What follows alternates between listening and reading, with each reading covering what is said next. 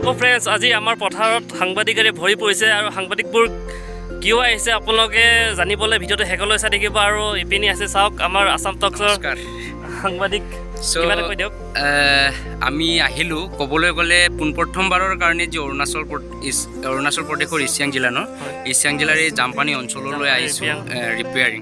আচ্ছা, এই অঞ্চললৈ আহিছোঁ আৰু সঁচাকৈ যিবিলাক লোকেশ্যনবিলাক চাই, যিবিলাক পৰিৱেশবিলাক চাই সঁচাকৈ মই মুগ্ধ হৈ পৰিছোঁ। কাৰণ প্ৰথমবাৰ বুলি ক'ব লাগিব, মই প্ৰথমবাৰ জীৱনত এনেকুৱা এটা পৰিৱেশ দেখিছোঁ আৰু ইয়াত আহি এটা নিজকে মই পৰিৱৰ্তনৰ এটা দিশ এটা বিচাৰি পাইছোঁ। কাৰণ যি সময়ত বহিৰাজ্যলৈ বহু যুৱক যুৱতীয়ে কৰ্মৰ সন্ধানত ঢাপলি মেলিছে, কিন্তু আমাৰ এই বন্ধু এজনে কিন্তু কৰ্মৰ সন্ধান বাদ দি বহিৰাজ্যলৈ নগৈ বা যে মন গ'লে চাকৰিও কৰিব পাৰিলে হয়। কিন্তু আজিকালি সকলোৱে কয় যে চাকৰিতকৈ যিবিলাক খেতি কৰে, যি খেতিৰ উপাৰ্জন চাকৰিতকৈ বহু গুণেই ভাল, আৰু যি খেতি কৰি পিনি যিটো ইনকাম পায় তাৰ গুণটো অলপ বেছি বুলি কয়। সেইকাৰণে ভাল লাগিছে লগ পাই। কি চেনেল আছিলে আপোনাৰ?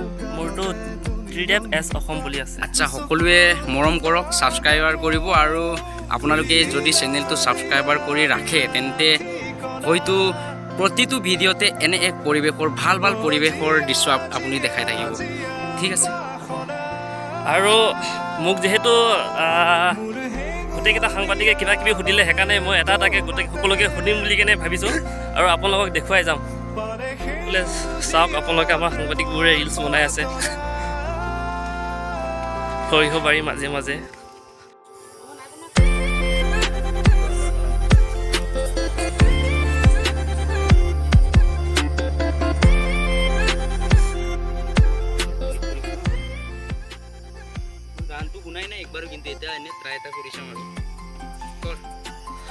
আৰু আমাৰ ইপিনে কেমেৰা পাৰ্চন Nktv আৰু প্ৰথম খবৰ এই ৰিলচ বনাই আছে সৰিয়হৰ মাজে মাজে।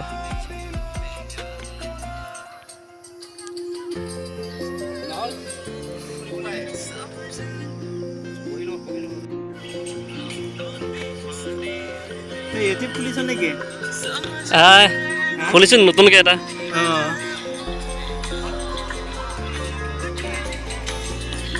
খবৰৰ সাংবাদিকে মোক কিবা কিবি সুধিলে আমাৰ ইয়ালৈ পথাৰ খেতিলৈ আহি কিনে, আৰু এতিয়া মোক সোধাৰ কাৰণে আমাৰ প্ৰথম খবৰৰ সাংবাদিকক কিবা এটা সুধোঁ।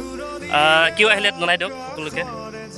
যিহেতু আমি বহুত দিনৰ পৰা শুনি আছোঁ, বহুত দিন বুলি নহয়, বহুত বছৰৰ পৰা আমি গম পাওঁ যে যি অসম অৰুণাচল সীমান্তৱৰ্তী জামপানী, এই জামপানীত আমাৰ অসমৰ বহু কৃষকে বহু পৰিয়াল লৈ ইয়াতে মানে বসবাস কৰি বিভিন্ন ধৰণৰ ৰবি শস্য খেতি কৰি আহিছে আৰু লাভৱানো হৈছে বুলি গম পাইছোঁ।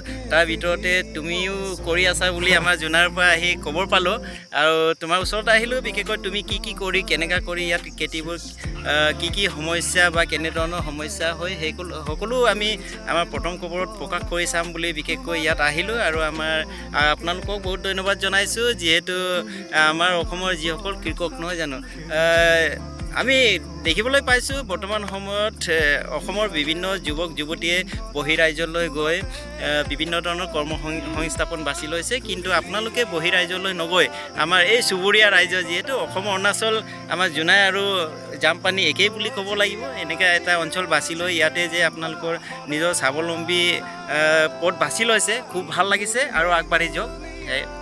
গতিকে গম পালে নহয় কিয় আহিছিলে। আৰু এতিয়া আমাৰ ইপিনে আছে Nktv সাংবাদিক, তেখেতক কি আছিলে Nktv পাহৰি গৈছিলোঁ, তেখেতক কিবা এটা ক'বলৈ কেনে আপোনালোকৰ। আমাৰ ত্ৰিদীপ এজন ভাল খেতিয়ক, উদীয়মান যুৱক, আৰু বৰ্তমান তেখেতে ইমান উচ্চ শিক্ষিত লৈ বৰ্তমান বেলেগৰ দৰে বাহিৰত যোৱা নাই। জামপানীৰ নিচিনা এডোখৰ ঠাইত যি ৰবি শস্য কৰিছে আৰু ৰবি শস্যৰ জৰিয়তে তেখেত স্বাৱলম্বী হৈছে, আৰু তেখেতৰ আৰু 10টা পৰিয়ালক তেখেতে পোহপাল দিব সক্ষম হৈছে। গতিকে ত্ৰিদীপক চবেই আশীৰ্বাদ কৰক। আৰু যিহেতু ত্ৰিদীপে খেতি কৰাৰ উপৰিও এটা ইউটিউব চেনেলো ইতিমধ্যে আৰম্ভ কৰিছে, চেনেলটোক মৰম কৰক, চবেই আশীৰ্বাদ কৰক, যাতে ল'ৰাটো এই ইউটিউব আৰু খেতিৰ জৰিয়তে নিজে স্বাৱলম্বী কৰে আৰু যে অসমখনৰ নাম উজ্জ্বল কৰিব পাৰে, কিয়নো অৰুণাচল সি বসবাস কৰি আৰু অৰুণাচলৰ পৰা যে খুব এটা মৰম পায়, তাক আশীৰ্বাদ কৰক। ধন্যবাদ। আৰু আজি যিটো ভিজুৱেল ল'লে, নিউজটো ল'লে, সেইটো কেতিয়ালৈকে পাব? আমি পথটো পঠাম, এতিয়া বাকী আমাৰ ওপৰ কৰ্তৃপক্ষই তেওঁলোকে নিশ্চয় চিন্তা কৰিব। হ'ব বাৰু, ঠিক আছে। গতিকে আপোনালোকে গম পালে নহয় আজি কি ভিজুৱেল ল'লে, সেইবোৰ দেখি পাব অতি সোনকালে টিভিত। আৰু আমাৰ ইয়ালৈ কি চেনেল আহিছিলে আপোনালোকক জনাই দিওঁ। ইয়ালৈ 4টা চেনেল আহিছিলে আৰু চেনেলকেইটা হ'ল এক আছাম টক্স আৰু ঈশান নিউজ, NKTV আৰু প্ৰথম খবৰ পৰ্টেল নিউজ হয় সেইটো। আৰু এই 4টা চেনেল আমাৰ ইয়ালৈ আহিছিলে আৰু মোক কিবা কিবি সুধিলে মই কিমান পাৰোঁ ক'লোঁ আৰু প্ৰথমবাৰৰ বাবে টিভিত চেনেলত কিবা এটা কৈছোঁ, গতিকে অলপ কিবা কিবি হৈছে আৰু খেলি মেলি। বৰ্তমান সকলো এতিয়া ঘৰলৈ উভতি গ'ল আৰু মোৰ ভিডিঅ'টো আজি ইমানতে সামৰোঁ। ভিডিঅ'টো যোনে প্ৰথমবাৰৰ বাবে চাই আছে মোৰ চেনেলটো ছাবস্ক্ৰাইব কৰিব আৰু কাষত থকা বেল আইকনটো প্ৰেছ কৰিব আৰু কিবা এটা লিখি দিব আৰু ভিডিঅ'টো কেনেকুৱা পালে চাই। গতিকে আজিলৈ বাই।